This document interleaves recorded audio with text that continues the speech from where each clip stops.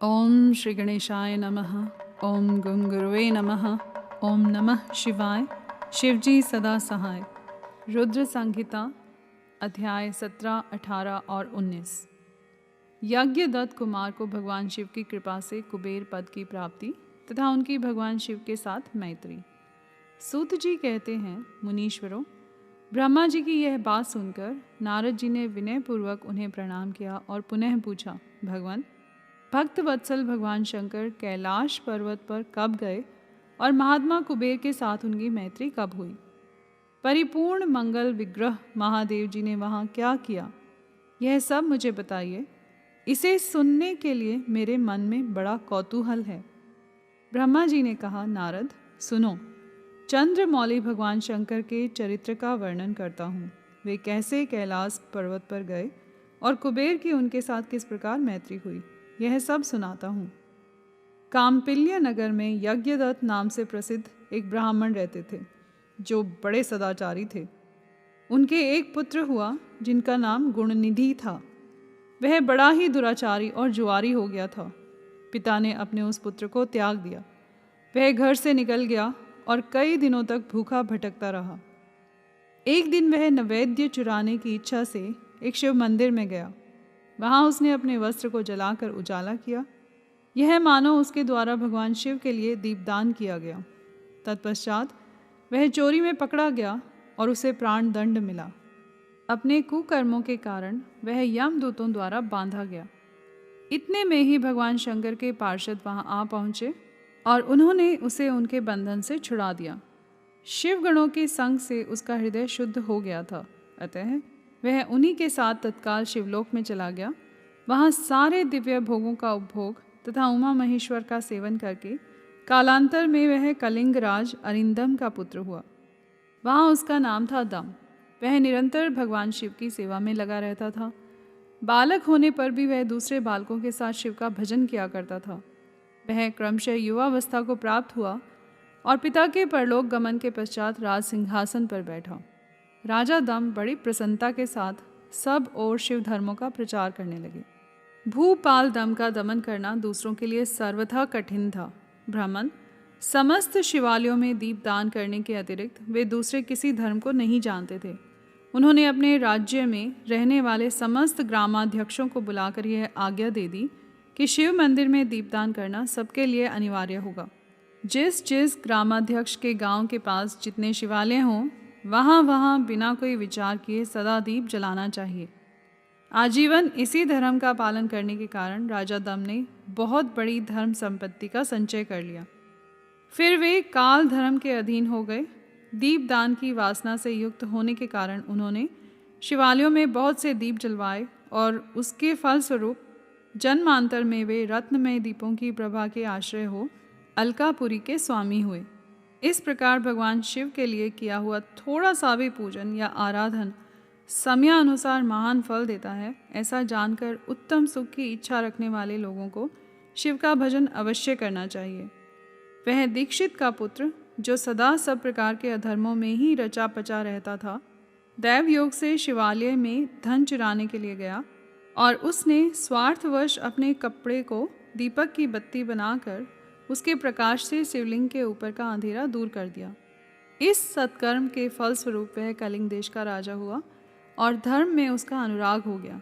फिर दीप की वासना का उदय होने से शिवालयों में दीप जलवाकर उसने यह दिक्पाल का पद पा लिया। मुनीश्वर, देखो तो सही, कहाँ उसका वह कर्म और कहाँ यह दिक्पाल की पदवी, जिसका यह मानव धर्मा प्राणी इस समय यहाँ उपभोग कर रहा है। तात, यह तो उसके ऊपर शिव के संतुष्ट होने की बात बताई गई। अब एक चित्त होकर यह सुनो कि किस प्रकार सदा के लिए उसकी भगवान शिव के साथ मित्रता हो गई। मैं इस प्रसंग का तुमसे वर्णन करता हूँ। नारद, पहले के पाद्मकल्प की बात है। मुझ ब्रह्मा के मानस पुत्र पुलस्त्य से विश्रवा का जन्म हुआ और विश्रवा के पुत्र वैश्रवण कुबेर हुए। उन्होंने पूर्व काल में अत्यंत उग्र तपस्या के द्वारा त्रिनेत्रधारी महादेव की आराधना करके विश्वकर्मा की बनाई हुई इस अलकापुरी का उपभोग किया।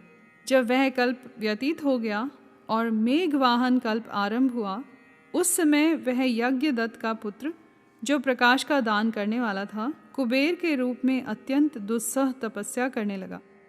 दीपदान मात्र से मिलने वाली शिव भक्ति के प्रभाव को जानकर वह शिव की चित्त प्रकाशिका काशीपुरी में गया और अपने चित्त रूपी रत्न में प्रदीपों से 11 रुद्रों को उद्बोधित करके अनन्य भक्ति एवं स्नेह से संपन्न हो वह तन्मयता पूर्वक शिव के ध्यान में मग्न हो निश्चल भाव से बैठ गया।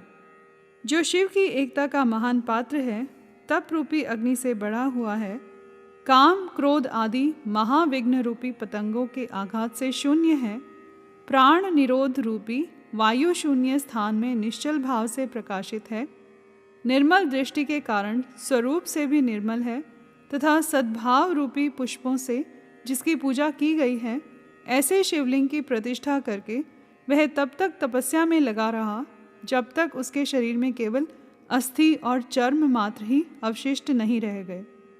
इस प्रकार उसने 10,000 वर्षों तक तपस्या की। तदंतर विशालाक्षी पार्वती देवी के साथ भगवान विश्वनाथ कुबेर के पास आए। उन्होंने प्रसन्न चित्त से अलकापति की ओर देखा। वे शिवलिंग के मन को एकाग्र करके ठूंठे कांट की भांति स्थिर भाव से बैठे थे। भगवान शिव ने उनसे कहा, अलकापते, मैं वर देने के लिए उद्यत हूँ, तुम अपना मनोरथ बताओ। यह वाणी सुनकर तपस्या के धनी कुबेर ने जो ही आंखें खोलकर देखा, त्यों ही उमावल्लभ भगवान श्रीकंठ सामने खड़े दिखाई दिए। वे उदय काल के सहस्रों सूर्यों से भी अधिक तेजस्वी थे और उनके मस्तक पर चंद्रमा अपनी चांदनी बिखेर रहे थे। भगवान शंकर के तेज से उनकी आंखें चौंधिया गई, उनका तेज प्रतिहत हो गया और वे नेत्र बंद करके मनोरथ से भी परे विराजमान देव देवेश्वर शिव से बोले, नाथ, मेरे नेत्रों को वह दृष्टि शक्ति दीजिए जिससे आपके चरणार बिंदु का दर्शन हो सके। स्वामिन, आपका प्रत्यक्ष दर्शन हो, यही मेरे लिए सबसे बड़ा वर है। ईश, दूसरे किसी वर से मेरा क्या प्रयोजन है। चंद्रशेखर, आपको नमस्कार है। कुबेर की यह बात सुनकर देवादिदेव उमापति ने अपनी हथेली से उनका स्पर्श करके उन्हें देखने की शक्ति प्रदान की। दृष्टि शक्ति मिल जाने पर यज्ञदत्त के उस पुत्र ने आंखें फाड़ फाड़ कर पहले उमा की ओर ही देखना आरंभ किया।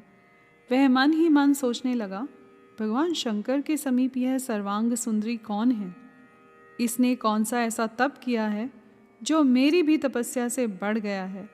यह रूप, यह प्रेम, यह सौभाग्य और यह असीम शोभा सभी अद्भुत हैं। वह ब्राह्मण कुमार बार बार यही कहने लगा। जब बार बार यही कहता हुआ वह क्रूर दृष्टि से उनकी ओर देखने लगा, तब वामा के अवलोकन से उसकी बाएं आंख फूट गई। तदंतर देवी पार्वती ने महादेव जी से कहा, प्रभु, यह दुष्ट तपस्वी बार बार मेरी ओर देखकर क्या बक रहा है? आप मेरी तपस्या के तेज को प्रकट कीजिए। देवी की यह बात सुनकर भगवान शिव ने हंसते हुए उनसे कहा, उमे, यह तुम्हारा पुत्र है। यह तुम्हें क्रूर दृष्टि से नहीं देखता, अपितु तुम्हारी तप संपत्ति का वर्णन कर रहा है। देवी से ऐसा कहकर भगवान शिव पुनः उस ब्राह्मण कुमार से बोले, वत्स, मैं तुम्हारी तपस्या से संतुष्ट होकर तुम्हें वर देता हूँ। तुम निधियों के स्वामी और गुहियों के राजा हो जाओ। सुव्रत, यक्षों, किन्नरों और राजाओं के भी राजा होकर पुण्य जनों के पालक और सबके लिए धन के दाता बनो। मेरे साथ तुम्हारी सदा मैत्री बनी रहेगी और मैं नित्य तुम्हारे निकट निवास करूँगा। मित्र, तुम्हारी प्रीति बढ़ाने के लिए मैं अलका के पास ही रहूँगा। आओ, इन उमा देवी के चरणों में साष्टांग प्रणाम करो, क्योंकि ये तुम्हारी माता हैं। महाभक्त यज्ञदत्त कुमार, तुम अत्यंत प्रसन्न चित्त से इनके चरणों में गिर जाओ। ब्रह्मा जी कहते हैं, नारद, इस प्रकार वर देकर भगवान शिव ने पार्वती देवी से फिर कहा, देवेश्वरी, इस पर कृपा करो। तपस्विनी, यह तुम्हारा पुत्र है। भगवान शंकर का यह कथन सुनकर जगदम्बा पार्वती ने प्रसन्नचित्त हो यज्ञदत्त कुमार से कहा, वत्स, भगवान शिव में तुम्हारी सदा निर्मल भक्ति बनी रहे। तुम्हारी बाईं आंख तो फूट ही गई है, इसलिए एक ही पिंगल नेत्र से युक्त रहो। महादेव जी ने जो वर दिए हैं वे सब उसी रूप में तुम्हें सुलभ हों। बेटा, मेरे रूप के प्रति ईर्ष्या करने के कारण तुम कुबेर नाम से प्रसिद्ध होगे। इस प्रकार कुबेर को वर देकर भगवान महेश्वर पार्वती देवी के साथ अपने विश्वेश्वर धाम में चले गए। इस तरह कुबेर ने भगवान शंकर की मैत्री प्राप्त की और अलकापुरी के पास जो कैलाश पर्वत है वह भगवान शंकर का निवास हो गया। यहाँ पर अध्याय 17, 18 और 19 समाप्त हुए। कर्पूर गौरम करुणावतारम संसार सारम भुजगेंद्रहारम सदा वसंतम हृदयारविंदे भवम भवानी सहितम नमामि।